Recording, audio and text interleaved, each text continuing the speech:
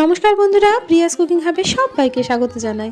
আজকে নিরামিষ কুমড়োর একটা রেসিপি নিয়ে চলে এসেছি। এই রেসিপিটা কিন্তু রুটি লুচি পরোটার সঙ্গে খেতে দুর্দান্ত লাগে। আমি এখানে এক ফালি মিষ্টি কুমড়ো নিয়ে নিয়েছি আর এটা ওজনে আছে 500 গ্রাম। তো আমি এখানে দেখুন কুমড়োটাকে এভাবে কেটে নিচ্ছি। আর কুমড়োটা কিন্তু আমি আগে ভালো করে ধুয়ে জল ঝরিয়ে নিয়েছি, আর কিন্তু কাটার পরে আর ধোবো না। তো এখানে দেখুন কুমড়োটাকে আমি 4 টুকরো করে নিচ্ছি। তো আমি এটা চাকুর সাহায্যে কাটছি, আপনারা চাকু বা বটি যেটাতে আপনাদের সুবিধা হয় সেটা সাহায্যে আপনারা কেটে নেবেন। তো কুমড়োর এই বীজের অংশটা আমরা এভাবে একটু কেটে বাদ দিয়ে দেবো, এই অংশটা কিন্তু আমাদের লাগবে না। তো আবারও এটাকে মাঝে একটা ফালি করে নিচ্ছি। তো এইভাবে একটু কুমড়োটাকে কেটে নিতে হবে। আর কুমড়োটার কিন্তু খোসাটা আমরা এই রেসিপিতে ফেলবো না, খোসা শুদ্ধই কিন্তু কুমড়োটাকে এভাবে কেটে নিচ্ছি। তো আপনারা একটু দেখতে থাকুন তো কিভাবে আমি এই রান্নাটা বানাচ্ছি। খেতে কিন্তু ভীষণ ভালো লাগে, একদম চটপটা একটা কুমড়োর রেসিপি। চাইলে আপনারা হালকা করে খোসাটা তুলেও নিতে পারেন। তো এখানে দেখুন আমি এরকমভাবে কুমড়োটা কেটে নিলাম। তো কুমড়োটার অর্ধেকটা আমি খোসা শুদ্ধই রাখবো, আর কিছুটা খোসা আমি কিন্তু তুলে নেব। তো আমি অর্ধেকটা দেখুন খোসা শুদ্ধ কেটেছি, আর কিছুটা এরকমভাবে হালকা হালকা করে খোসাটাকে আমি ছাড়িয়ে নিচ্ছি। তো খোসাটা একটু রেখে দিলে কি হয়, যখন কুমড়ো রেসিপিটা বানানো হয়ে যায় তখন কিন্তু একদম গোটা গোটা থাকে, কুমড়োটা গলে যায় না। আর খোসাটা একদম তুলে নিলে কিন্তু কুমড়োগুলো একদম গলা গলা হয়ে যায়। আর এই রেসিপিটা কিন্তু গলা গলা হয়ে গেলে খুব একটা ভালো লাগবে না, তাই কিছুটা এরকমভাবে খোসা রেখে দিতে হবে, আর কিছুটা হালকা করে তুলে নেবে। তো এভাবে আমি সম্পূর্ণ কুমড়োটা কেটে নিয়ে তারপরে ফিরে আসছি। আর এই কুমড়োটা একটু লাল দেখে নেওয়ার চেষ্টা করবেন, তাহলে কিন্তু রেসিপিটা ভীষণ ভালো লাগবে বন্ধুরা। আর ভীষণ সাধারণ একটা রেসিপি, খেতে কিন্তু হয় অসাধারণ। তো এখানে দেখুন সম্পূর্ণ কুমড়োটা আমি কেটে নিচ্ছি।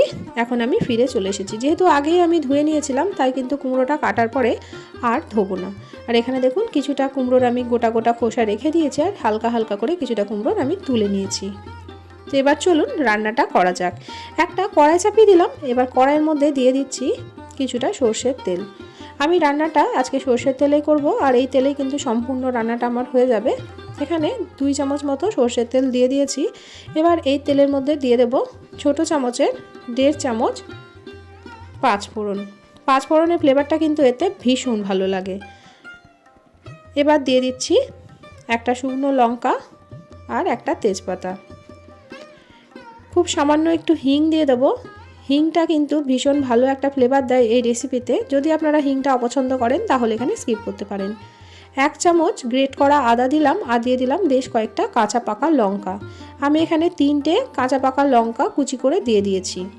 তবে ঝালটা আপনারা আপনাদের প্রয়োজন মতো এখানে ব্যবহার করবেন। একটু নাড়াচাড়া করে দিলাম, আদার কাঁচা গন্ধটা চলে গেছে।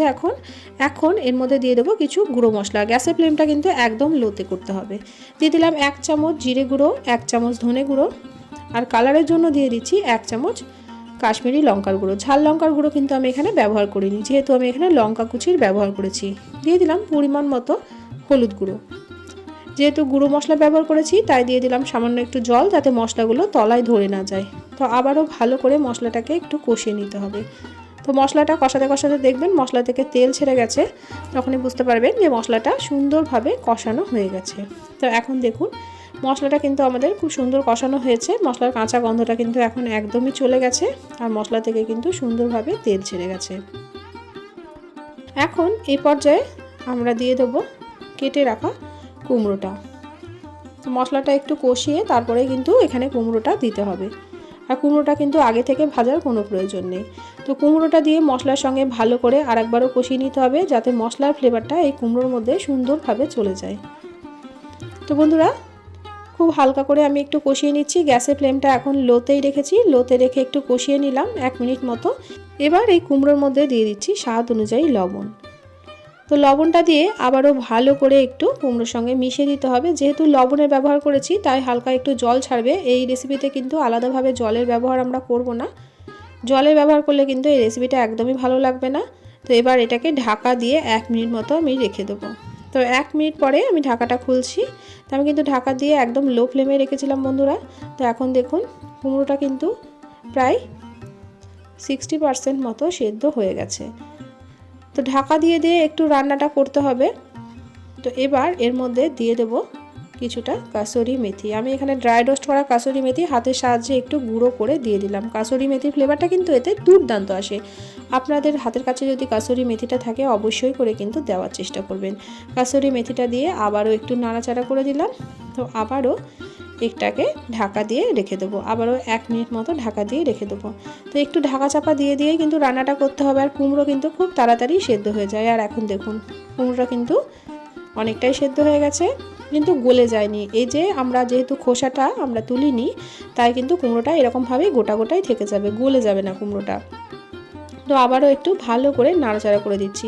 এখন কিন্তু সম্পূর্ণ সেদ্ধ হয়নি, আরও একটু সেদ্ধ হবে। তো এখন এই পর্যায়ে আমরা দিয়ে দেবো খুব সামান্য একটু চিনি। যেহেতু এটা নিরামিষ রান্না, স্বাদের ব্যালেন্সের জন্য অল্প একটু চিনির ব্যবহার করছি। আপনারা কিন্তু না চাইলে নাও দিতে পারেন, চিনিটা কিন্তু এখানে স্কিপ করতে পারেন। চিনিটা দিয়ে এবার ভালো করে একটু মিশিয়ে দিতে হবে। আজকে যারা প্রথমবার আমার চ্যানেলটিতে এসেছেন, আমার রেসিপি সামান্য হলেও ভালো লেগে থাকলে চ্যানেলটাকে সাবস্ক্রাইব করে পাশে থাকার অনুরোধ রইল বন্ধুরা। এখানে দেখুন আমি ঢাকা দিয়ে আবারও 1 থেকে 1.5 মিনিট মতো রেখে দিয়েছিলাম। এখন কিন্তু রেসিপিটা সুন্দরভাবে তৈরি হয়ে গেছে, আর কুমড়োটাও কিন্তু একদম সুন্দর সেদ্ধ হয়ে গেছে। এবার একটু খুন্তির সাহায্যে একটু চেপে চেপে দেবো, যাতে কিছু কিছু কুমড়ো একটু গলে যায়, তাহলে কিন্তু বেশ মাখো মাখো হয়ে যাবে। এটাকে একটু খুন্তি বা হাতার সাহায্যে একটু চেপে চেপে দেবেন।